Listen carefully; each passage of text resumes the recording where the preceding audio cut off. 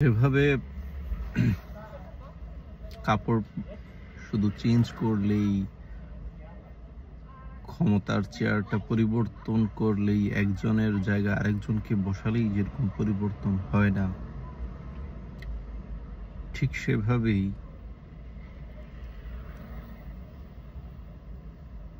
স্থান পরিবর্তন করলেই সত্যিকার পরিবর্তন আসে না। সত্যিকার পরিবর্তন শুধু আসে একমাত্র আবশ্যিক পরিবর্তনের মাধ্যমে। যারা গতিমান, যারা কাজ করে, যারা দেশের জন্য চিন্তা করে, তাদের ধারাই শুধু পরিবর্তন সম্ভব, সংস্কার সম্ভব।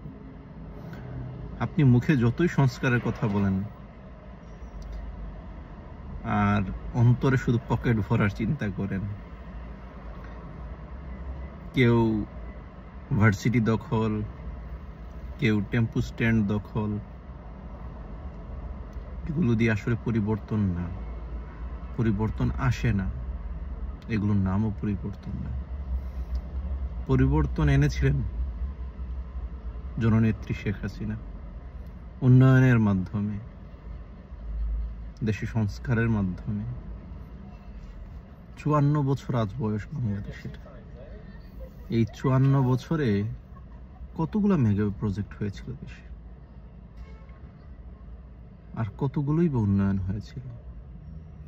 কিন্তু গত 3 টার্মে, গত 12 বছর বলেন, 15 বছর বলেন, 2008 থেকে 2025 বলেন, এই সময়টাতে বাংলাদেশের আদৌ যে পরিবর্তন এসেছে, যে উন্নয়ন এসেছে, সেটাই হচ্ছে পরিবর্তন, সেটাই হচ্ছে সংস্কার।